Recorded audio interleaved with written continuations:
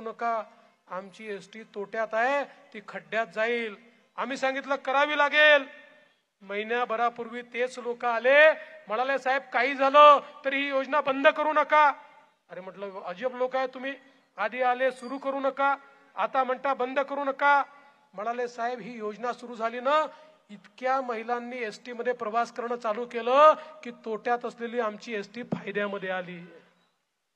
आता मी माहिती घेतली, मी म्हटले जमलं कसं, चाललं काय आहे.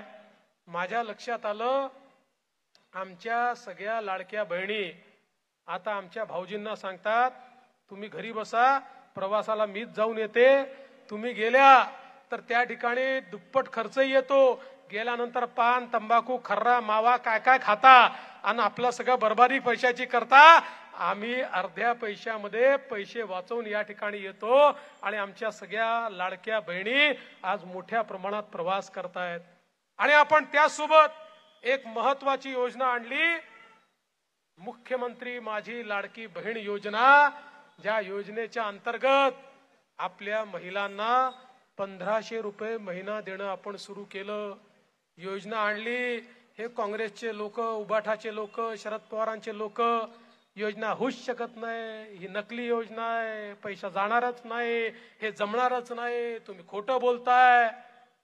त्यांच्या नाकावर टिच्चून 2.5 कोटी लाडक्या बहिणींच्या खात्यामध्ये नोव्हेंबर पर्यंतचे पैसे टाकून दिले. यांचे चेहरे छोटे छोटे झाले. पण माझ्या बहिणींना मला सांगायचं आहे, आम्ही जसे तुमचे लाडके भाऊ आहोत, तुमचे काही सावत्र भाऊ देखील फिरतायत. या सावत्र भावांनी, तुमच्या काँग्रेसच्या सावत्र भावांनी ही योजना बंद करावी म्हणून नागपूर उच्च न्यायालयामध्ये याचिका दाखल केली. कोण आहेत याचिका दाखल करणारे? नाना भाऊ पटोले आणि सुनील केदार यांचे अधिकृत निवडणूक प्रमुख अनिल वडपल्लीवार यांनी याचिका दाखल करून सांगितलं लाडकी बहीण योजना म्हणजे पैशाचा कचरा करणं आहे, ही योजना तुम्ही बंद करा. आम्ही देखील त्या ठिकाणी लढलो आणि न्यायालयाने योजना बंद होणार नाही, ती चालूच राहील म्हणून या ठिकाणी सांगितलं. आणि आता बहिणींनो, पुन्हा तुमचा आशीर्वाद आम्हाला मिळाला की 1500 रुपये नाही 2100 रुपये बहिणींच्या खात्यामध्ये जाणार आहेत. हा निर्णय आपण घेतलाय. पण सवाल एवढाच आहे, लाडके भाऊ निवडून आले तर मोहन भाऊ हात वर करतील आणि लाडक्या बहिणींचे 1500चे 2100 करतील.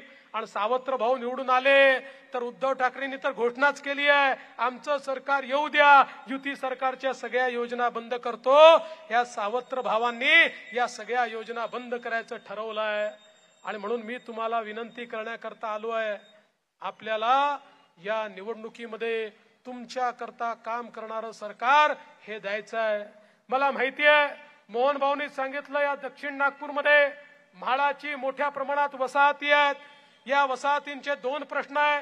एक प्रश्न म्हणजे त्यांना इंडिव्हिज्युअल मालकी मिळत नाही आहे, ती देण्याच्या संदर्भात निश्चितपणे आपण निर्णय करू. आणि दुसरा महत्वाचा विषय, मोहन भाऊंची इच्छा आहे ज्याप्रमाणे मुंबईमध्ये आम्ही बीडीडीचा डेव्हलप केली, 120 चौरस फूट वाल्याला 500 चौरस फुटाचं घर मिळालं, त्याचप्रमाणे म्हाडाच्या वसाहती या ठिकाणी रिडेव्हलप झाल्या पाहिजे. आपण निर्णय केला, तुमच्या आशीर्वादाने पुन्हा सरकारमध्ये आलं की शेतकऱ्यांना पूर्णपणे कर्जमाफी देण्याचा निर्णय देखील आता आपल्या सरकारने घेतलेला आहे. आणि एवढंच नाही तर आपण निर्णय घेतला, मागच्या काळामध्ये कापूस सोयाबीनचे भाव पडले, हे भाव पडल्यानंतर आपण भावांतर योजना आणली आणि सांगितलं शेतकऱ्यांना जे काही भाव पडले आहेत त्या ठिकाणी हेक्टरी 5000 रुपये आम्ही देऊ, ते शेतकऱ्यांच्या खात्यामध्ये जमा केले. आता तर आपण सांगितलंय की पुढच्या काळामध्ये ज्या वेळी अशा प्रकारे MSP पेक्षा भाव कमी येतील, हमी भावापेक्षा कमी भाव येतील, त्यावेळी जो काही फरक असेल तो शेतकऱ्यांच्या खात्यामध्ये सरकार थेट जमा करेल. आमच्या शेतकऱ्यांना कुठेही शेतमालाचा भाव कमी झाला आहे याचा अहसास होणार नाही, अशा प्रकारचा प्रयत्न आपण मोदीजींनी आणल्या. तर आपण देखील निर्णय केला की आपणही महिला केंद्रित योजना सुरू केल्या पाहिजेत.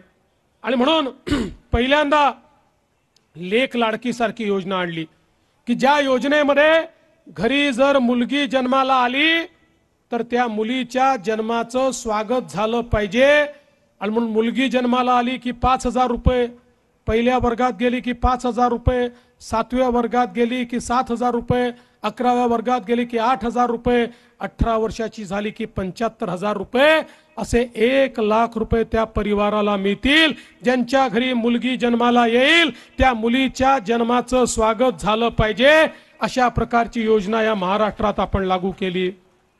दुसरी योजना आपण लागू केली, आमच्या महिलांना एसटी मध्ये अर्ध्या तिकिटात प्रवासाची सोय आम्ही केली. ज्यावेळी अर्ध्या तिकिटात प्रवासाची सोय घोषित केली, एसटीचे लोक आले, आम्हाला म्हणाले साहेब योजना करू नका, एसटी तोट्यामध्ये आहे, एसटी बंद पडेल, एसटीचं बोजवारा होईल. आम्ही म्हटलं काळजी करू नका, गरज पडली तर आम्ही तुम्हाला पैसे देऊ, पण आमच्या बहिणींना त्या ठिकाणी अर्ध्या तिकिटात प्रवास करू द्या. 1 महिन्यापूर्वी एसटीचे लोक आले आणि म्हणाले साहेब फारच चांगली योजना आहे, काही झालं तरी बंद होऊ देऊ नका. अरे म्हटलं काले तुम्ही आधी असं म्हणायचे आता असं म्हणता. म्हणाले नाही, योजना सुरू झाल्यापासनं इतक्या महिलांनी प्रवास चालू केला की आमची तोट्यात असलेली एसटी फायद्यामध्ये येऊन गेली, त्यामुळे आता तुम्ही ही योजना बंद करू नका. मग मी जरा माहिती घेतली, म्हटलं हे कसं काय घडलं. मग माझ्या लक्षात आलं, आता आमच्या ज्या बहिणी आहेत त्या आमच्या भाऊजींना सांगतात तालुक्याला जायचं, जिल्ह्याला जायचं, तुम्ही घरी बसा, मी जाऊन येते. अर्ध्या तिकिटात प्रवास होतो आणि तुम्ही तालुक्याला गेलं की काय व्यसन कराल, तंबाखू खाल, पान खाल, खर्रा खाल, मावा खाल, दारू प्याल, काय कराल माहित नाही, घरचे पैसे बर्बाद करून येता, मी पैसे वाचवून येते, त्यामुळे आमची बहीणच चालली आहे, दाजींना घरी बसवलेलं आहे. अशा प्रकारची योजना आज या महाराष्ट्रामध्ये आपल्या सरकारने सुरू केली. त्यासोबत आमच्या लक्षात आलं की आपल्या राज्यामधल्या ज्या मुली आहेत यांना उच्च शिक्षण घ्यायची इच्छा आहे, त्यांच्यामध्ये क्षमता आहे, पण घरामध्ये एक मुलगा आणि एक मुलगी असेल तर आई बाप मुलीला सांगतात बाई तुझ्या भावाला आम्ही शिकवू शकतो, यापेक्षा जास्त पैसे आमच्याकडे नाही, तुझं लग्नच करून द्यायचं आहे, तू घरी बस, तुझ्या भावाला शिकू दे.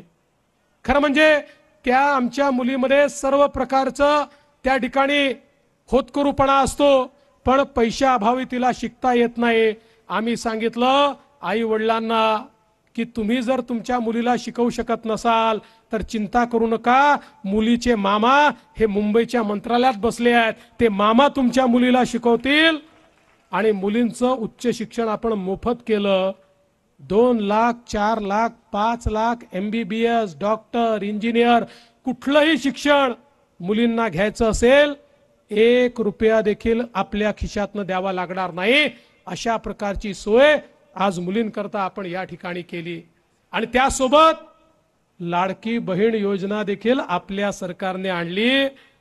आम्ही जेव्हा